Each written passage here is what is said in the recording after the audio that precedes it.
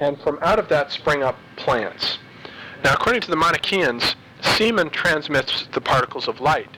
So in the act of sexual intercourse in producing a new life, you are not helping the process of liberation of light at all. You are engendering fresh prisons of light and bringing new souls into this awful world. And so the Manichaean elect does not engage in sexual intercourse and are vegetarians. Vegetables have high concentrations of particles of light in them. And so then the female demons look up and they see the demiurge in the form of a Adonis type figure, and they give birth to these monsters who crawl out of them and begin to devour the plants. So the monsters contain the particles of light in them now. So the demons decide that they want to create two beings to imprison the highest concentrations of light possible. They are afraid that the light will be stolen from them by the powers of light.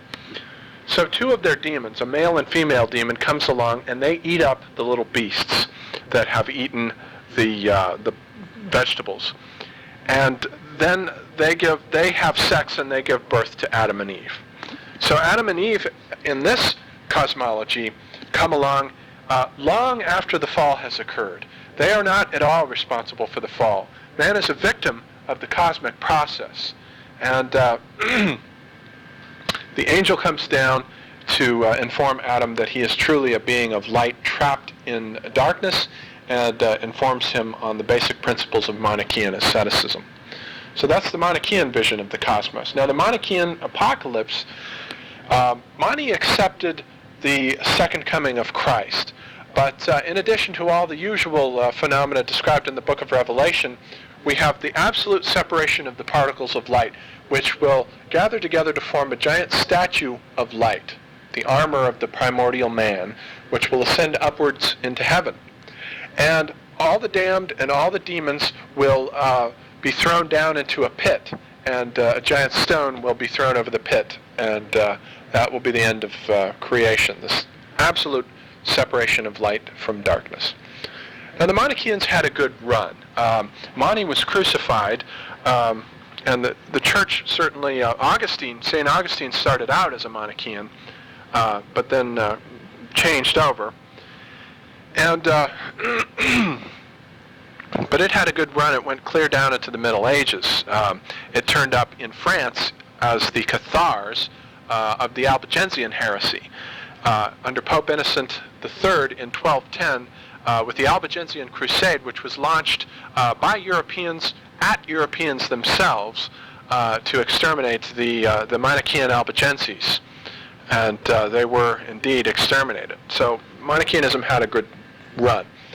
Now this brings us then to the period of about 1000 to 1300 BC, or AD, which is a new apocalyptic period. The early apocalyptic phase died out about 200. It goes from 200 BC to 200 AD. This apocalyptic period then begins about the year 900 to 1000 and lasts up to about 1300 with the works of Dante. And a new spirit of apocalypse descends over northern Europe. And indeed, we do have the beginning of a new age, zodiacally speaking. The two fish, Pisces, are quite separate on the astrological map. One of them is horizontal, and the other one is vertical. And the precession of the equinoxes entered into the vertical fish around the year 0, hence the vertical orientation, the liberation from the earth and up to the heaven of the whole first 1,000 years of the Christian cycle. But this precession of the equinoxes began to enter into the tail of the second fish, which is horizontal, right around the year 1000. And so we have a new horizontal orientation in man's consciousness coming in Northern Europe with a turning of interest to the earth and the things of the world.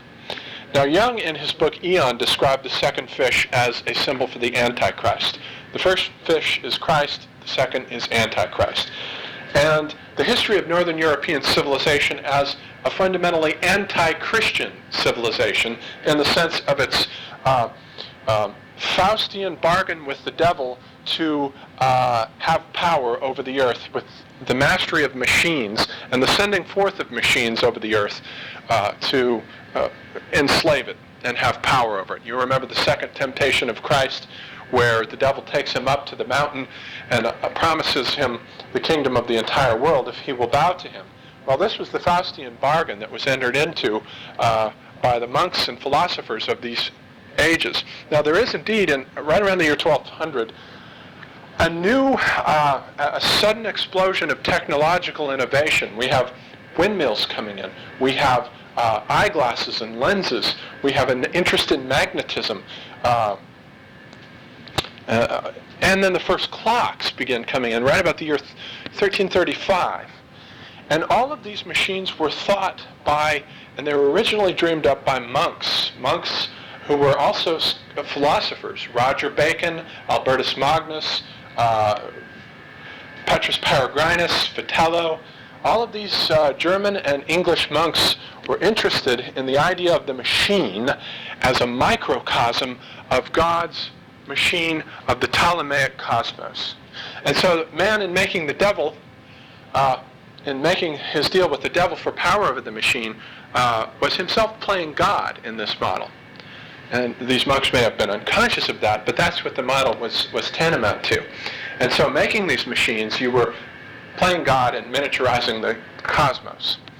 Now there was one philosopher then, I just want to finish up by saying a word about the ideas of Joachim of Florus, who was a monk philosopher of history. And he went to Palestine during the period of the Crusades and came back and converted to Christianity, became a monk, that is, and set up a monastery in Florus. And he saw history as having three phases. And the first phase was the age of the Father, which was the age of the patriarchs and the Old Testament, the age of fear and obedience. The second age was the age of the Son, the coming of the church, the clergy, the institution of the sacraments, grace, faith, and all of that.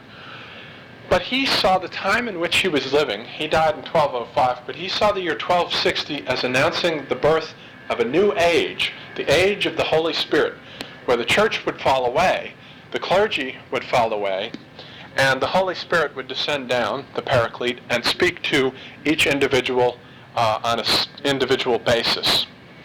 And so this was the idea of the descent of the Holy Spirit. Monks, rather than priests, would be the primary teachers of this phase of history.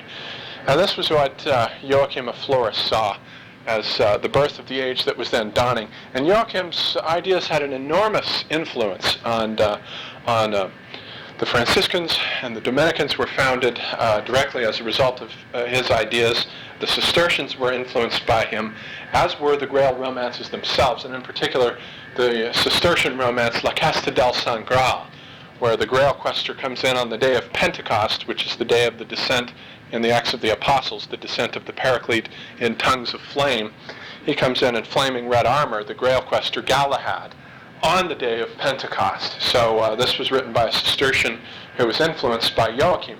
And Joachim also influenced Dante, who in his Paradiso places Joachim up far into paradise. Needless to say, he was condemned as a heretic by the church. But Joachim is the father of Western history in the sense that with his ideas, the history of cosmology and the destiny of the cosmos begins to be reframed via his ecclesiastical model as models for the transformations of high civilizations. And so the philosophers of history who come after him, Lessing, Vico, Goethe, Spengler, Toynbee, have all in one way or another drawn inspiration from his ideas.